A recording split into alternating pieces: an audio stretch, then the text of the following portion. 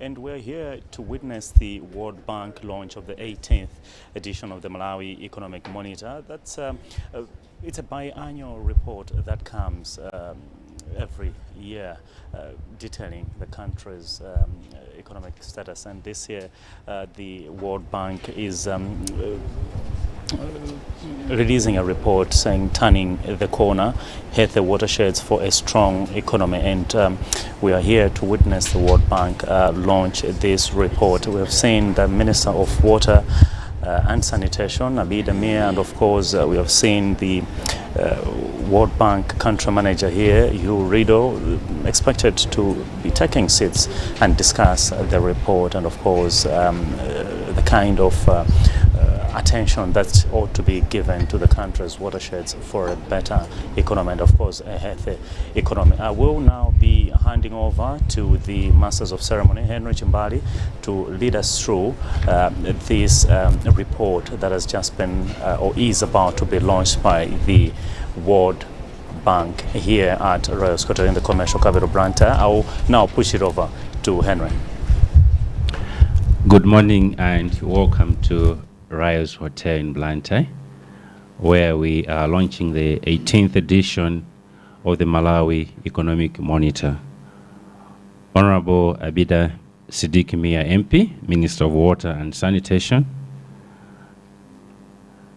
the PS for Minister of Water and Sanitation, Mr. Elias Chimulambi, senior government officials, directors, members of staff and representatives from the diplomatic community, our distinguished panelists, representatives from the private sector, academia, civil society, and the media, distinguished ladies and gentlemen. On behalf of the World Bank in Malawi and the organizing team of this event this morning, I wish to welcome you to yet another interesting and exciting event this morning. Today we are launching the 18th edition of the Malawi Economic Monitor, titled Turning the Corner, Health Watersheds for a Strong Economy. We always feel very encouraged with your participation and interest in the content of these publications. And most of you are aware that not long ago we launched our country economic memorandum in Lilongwe in December. And we feel very encouraged that the findings and the utilization of the contents have been taken up by various stakeholders. This morning, we are going to have two presentations. One is for the special topic, health watersheds for a strong economy, and another on the entire macroeconomic outlook.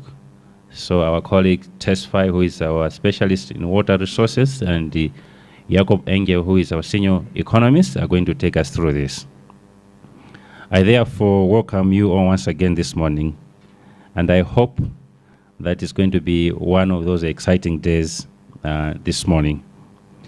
So at this point, let me invite the country manager for World Bank in Malawi, Hugh Riddle, to come and perhaps give us a set of the tone of the presentation this morning.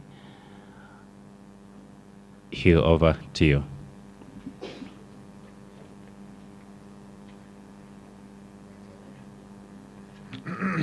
Good morning. Thank you very much, Henry.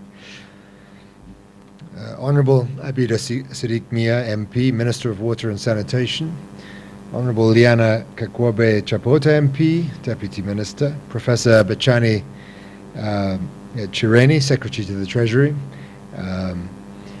PS Water, my friend Elias, senior government officials, members of staff of the bank, representatives of the diplomatic community, our panelists, Dr. Bertha Chikadza, Mrs. Daisy Kambalame, Dr. Dwight Kambuku, Ms. Doreen Chanje, and Mr. Ephraim Muntali, representatives of the private sector, academia, civil society, and the media, distinguished ladies and gentlemen, good morning. It is an honor to welcome you to the launch of the 18th edition of the Malawi Economic Monitor, today for the first time in Blantyre. The MEM, as we call it, is a semi-annual publication that provides analysis on the issues affecting Malawi's economy and development. This edition is titled Turning the Corner, ? And it features a special topic section on healthy watersheds for a strong economy. Since assuming the role of country manager for the World Bank in Malawi in 2020, I've had the real privilege of dedicating myself to the growth and development of this beautiful country. The journey has been both rewarding and challenging, marked by close collaboration with distinguished Malawians in all walks of life, including many of you here today. And what I love about these launches of our MEMS is that they provide that platform so valuable to the health of our partnership and our engagement for candid and focused dialogue among a wide range of stakeholders. And we should not understate this. Critical thinking and the free exchange of views are the lifeblood of an open economy. And we in the World Bank truly value these opportunities. And I encourage you all today to engage and in the weeks to come. The stakes could not be higher. Malawi has indeed embarked on a pathway of reform, fiscal, monetary, and structural. The question is it having an impact? This has come at the end of a prolonged period of a deepening polycrisis. COVID-19, 3 major cyclones, the war in Ukraine, and a deepening macroeconomic crisis. Malawi's fiscal situation has grown ever more precarious. Debt is in distress and continues to rise, stifling private sector growth. Inflation stands at more than triple the rate when I first arrived. And the human suffering is real. 9 out of 10 households are adopting negative coping strategies, including selling assets and skipping meals, as a response to mounting food security challenges. And what's worse, El Niño forecasts indicate below average rainfall across southern Africa, including Malawi. But I'm proud to say the World Bank has stepped up throughout this period to protect the vulnerable. Whether on vaccines, social protection, food security, the Kapajira Dam disaster, and cyclone response, the bank has responded on each occasion. We provided core financing for health workers throughout the cholera crisis, ring-fencing a critical spending area and buffering fiscal space. Currently, we are financing the World Food Programme to bring in 23,000 metric tons of maize flour for distribution to those in need. 250,000 households are receiving emergency cash transfers in the impacted south. 105,000 households are about to receive an urban price response. Overall, our IDA commitments to Malawi have doubled in the last 3 years, and our disbursements have increased from around $150 million in 2020 to around $600 million in 2023. And these extraordinary flows have helped sustain the country through a challenging period, ensuring essential commodities are in supply.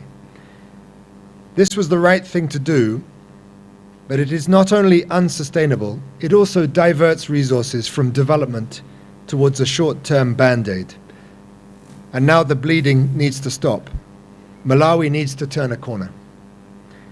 I personally see reasons for hope. The conversation is shifting, even in the government's proposed 24-25 budget, from stabilization to recovery. The end 2023 ECF and DPO signaled a course correction based on commitments of fiscal consolidation and the unification of the exchange rate. There is progress on IFMIS implementation, AIP reform, and trade. More broadly, we see now a clear line of sight to a sustainable growth model anchored in the energy transition minerals and large-scale commercial agriculture, as we concluded in our recently launched Country Economic Memorandum. And the bank is supporting this transition through investments in the Shiri Valley Transformation Program and its associated corridors, AgCom, reliable power through Mpatamanga and the Mozambique Interconnector, and new resources for the digital transformation. But, as we indicate in this MEM, the short-term support and these structural investments will fail without addressing the macro-fiscal imbalances that have continued into 2024, despite the initial set of reforms delivered. No country can hope to grow sustainably while running sizable fiscal and current account deficits simultaneously, and while domestic debt absorbs a full 40% of domestic revenues and growing. So is Malawi turning a corner? Allow me to preempt the team's presentation a little by telling you that it paints a nuanced picture of uneven progress across different indicators. The economy, as ever, is complex, but one thing is clear. The situation, particularly on domestic debt and inflation, is precarious. Ordinary citizens are unlikely to be feeling an improvement in their daily lives, and will be looking to the authorities for continued bold measures. I will leave it to our distinguished guest of honor, our distinguished panel, and others to elaborate their conclusions, and indeed to the ST himself to chart the path forward. Let me conclude on the special topic of watersheds. We are here today in Blantyre, which last year experienced the radical implications of settlement expansion at the cost of proper watershed and landscape management. With continued pressure on land and a changing climate, these devastating incidents will intensify in Malawi. Malawi has lost half of its forests in just 4 decades. 80% of land is degraded. Per capita water availability has declined by 44% in 2 decades, bringing the country close to water scarcity. Poor sanitation costs the country $57 million per annum. Floods in the last decade have cost the country 1.18% of GDP. Human and economic costs are immense, and the outlook is very concerning.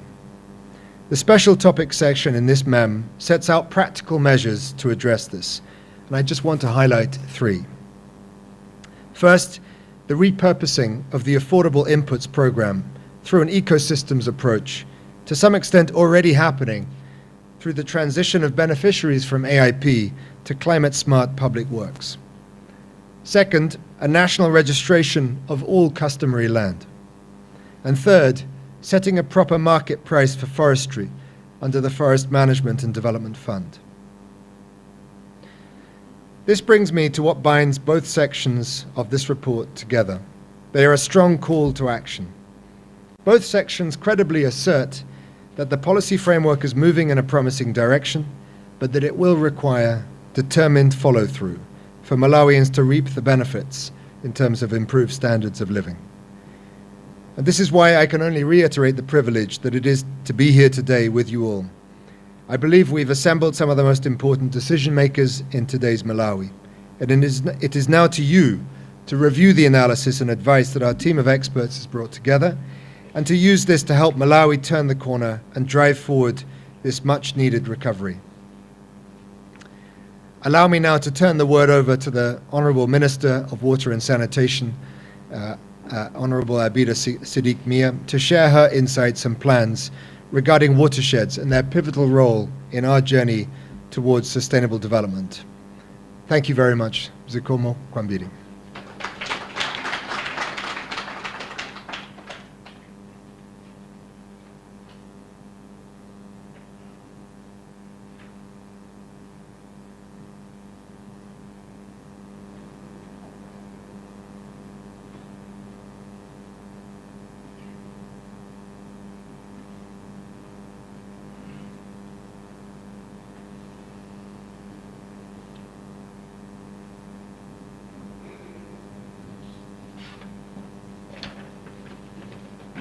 Somebody's computer here. Thank you.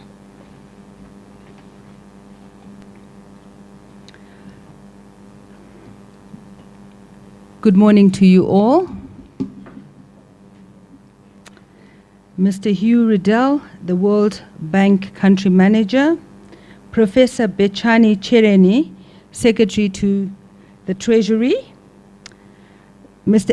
Elias Chimulambe, Principal Secretary, Ministry of Water and Sanitation, Dr. Wilson Banda, the Governor for the Reserve Bank of Malawi, all Principal Secretaries present here today, representatives from the World Bank, representatives from various development partners, representatives from academia, representatives from the private sector and civil society organizations, chief executive officers from all parastatal organizations, all directors from various government institutions, district commissions present here, project managers, members of the media, distinguished guests, ladies and gentlemen.